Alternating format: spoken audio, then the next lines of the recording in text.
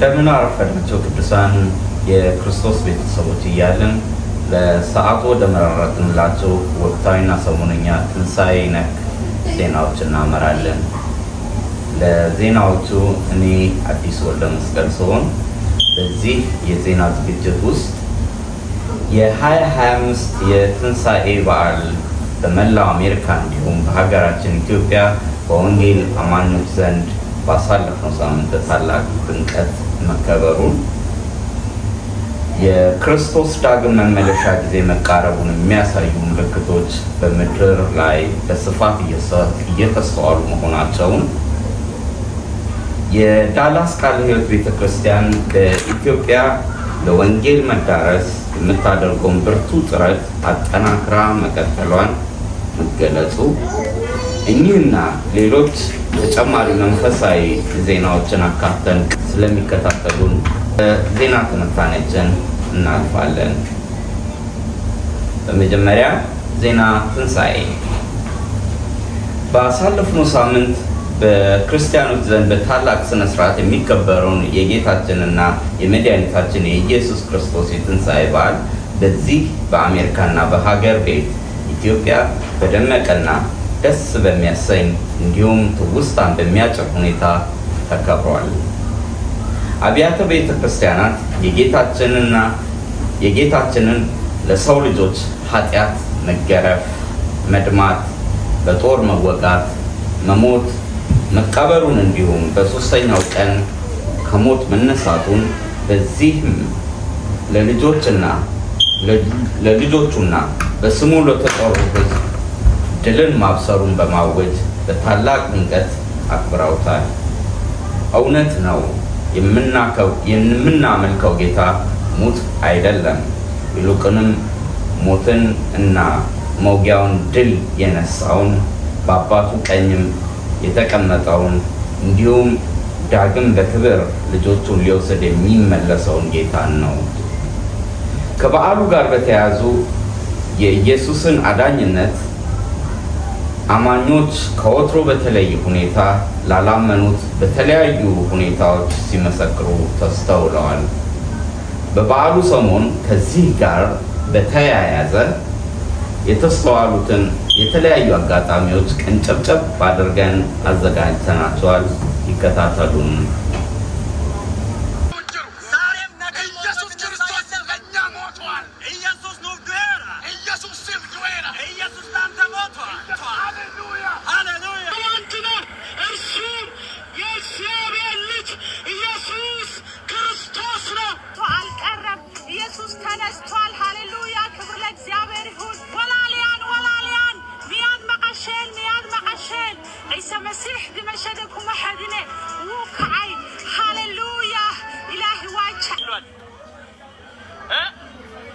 የሁላችሁ ዕዳ ተከፍሏል።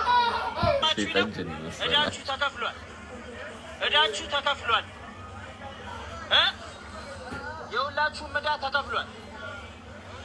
የጠጅ አይደለም ያልኳችሁ ኢየሱስ ክርስቶስ ሕይወትን ብዘይ ባይካ ነባቦ ዝመጽእ የልቦን ይብል። ስለዚህ ኢየሱስ ክርስቶስ መንገድ እዩ፣ ኢየሱስ ክርስቶስ ሕይወት እዩ፣ ኢየሱስ ክርስቶስ ከሐቀኛ አምላክ እዩ። ይህ በቀር ወደ አብ የሚመጣ ማንም የለም ብሎ ተናግሯል። አሁን ደግሞ ወደ ሁለተኛው ርዕሰ ዜናችን እናመራለን። ከሰሞኑ የትንሣኤ በዓልን አስመልክቶ በኢትዮጵያ አንድ እውቅ የኦርቶዶክስ ቤተክርስቲያን አባት ኢየሱስ የዓለም ቤዛ መሆኑንና ከእርሱ ሌላ ደግሞ ሌላ ቤዛ እንደሌለ ለእምነቱ ተከታዮች ሲሰብኩ ተደምጠዋል። እኚህ አባት በስብከታቸው ቤዛ ማለት ለሌላው ተላልፎ መሰጠትን እንደሚያመለክት ጠቅሰው ይህንን ከፈጣሪ ውጪ ማንም ፍጡር ሊያደርገው እንደማይችል መጽሐፍ ቅዱስን ጠቅሰው አብራርተዋል። ሁኔታው በወንጌል አማኞች ዘንድ አግራሞትን የጫረ ሲሆን ዛሬም ለእውነተኛው ወንጌልና የቀድሞ የእምነት አባቶች የሞቱለትን ወንጌል በአደባባይ ለመመስከር የቆረጡ አባቶች በምንም አይነት ሁኔታ ውስጥ ይኑሩ ግን መኖራቸውን ያረጋገጠ ክስተት መሆኑን አልፏል።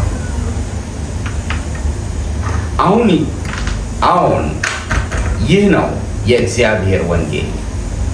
አንደበት በሙሉ የጌታን ኃያልነት ትናገር ዘንድ ይገባታልና።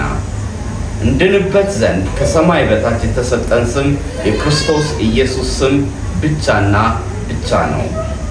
በመሆኑም የዳላስ ቃለ ሕይወት ቤተክርስቲያን ወንጌል ለሕዝቦች ሁሉ እንዲዳረስ እንጸልይ፣ እንትጋ፣ እንዲሁም እንመስከር እያለች በብዙ ታበረታታለች። ፍጡር ቤዛ መሆን አይችልም። ይግባችሁ። ቤዛ ማለት ስለሌላ ተላልፎ መሰጠት ማለት ነው። ነይ ነይ እምዬ ማርያም ቤዛ ነሽ አሉ ለዓለም። እመቤታችን ቤዛ አይደላችም። ቤዛ ልጇ ነው። አትደንግጡ። ቤዛ ቀጣይ ርዕሰ ዜናችን የክርስቶስ መምጫ ሰዓት መቃረቡን አውቀን በብዙ ንፍጋ ይለናል። ዓለም በብዙ ጭንቀትና ውጥረት ውስጥ ትገኛለች። ጦርነት፣ ረሃብ፣ ቸነፈር፣ ወንድም በወንድሙ ላይ ማሴር፣ መንግስት በመንግስት ላይ መነሳት፣ የተፈጥሮ አደጋዎች፣ ይህ ሁሉ ሲሆን ዓይናችን አይቷል፣ ጆሮአችንም ሰምቷል። እነዚህ ሁሉ የዘመናት ማብቂያና የጌታችን ዳግም ምጽአት ምልክቶች ናቸው። እነሆ ጌታችን ሊመጣ ተቃርቧል እና እንትጋ ትላለች ቤተ ክርስቲያን። መጽሐፍ በማቴዎስ ወንጌል ሲናገር የሰው ልጅ መምጣት ዳግም እንዲሁ ይሆናል። በዚያን ጊዜ ሁለት ሰዎች በእርሻ ይሆናሉ፣ አንዱ ይወሰዳል፣ አንዱም ይቀራል።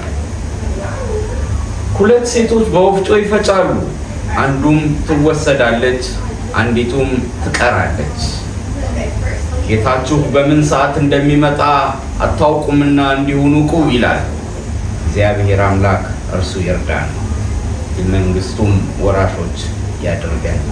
አሜን። በመጨረሻ የዳላስ ቃለ ሕይወት ቤተክርስቲያን በሀገር ቤት ኢትዮጵያ የምታደርገውን የወንጌል ስርጭት ድጋፍ በተጠናከረ ሁኔታ እየከወነች መሆኗን የቤተ ክርስቲያን መሪዎች ለዝግጅት ክፍላችን ገልጸውልናል። ከዚህ ጋር ተያይዞ ከኢትዮጵያ ቃለ ሕይወት ቤተ ክርስቲያን የወንጌል ዘርፍ ክፍል ጋር በመሆን ይህንን በቤተ ክርስቲያን የተጠራችበትን የወንጌል ዓላማ በማከናወን ላይ ስትገኝ ይህንንም ተግባር በቀጣይነት ለማስኬድ እና ወንጌል በብዛት ባልደረሰባቸው የሀገሪቱ ክፍሎች በተለይም የሰሜኑ አካባቢ ላይ ለመድረስ እንደምትተጋ ገልጸውልናል። ለሁሉም የእግዚአብሔር እገዛ ይብዛልን እያልን የዕለቱን የዜና ዝግጅታችንን እየቋጨን ቀሪ መንፈሳዊ ፕሮግራሞችን እንድትከታተሉ በጌታ ፍቅር እንጋብዛችኋለን።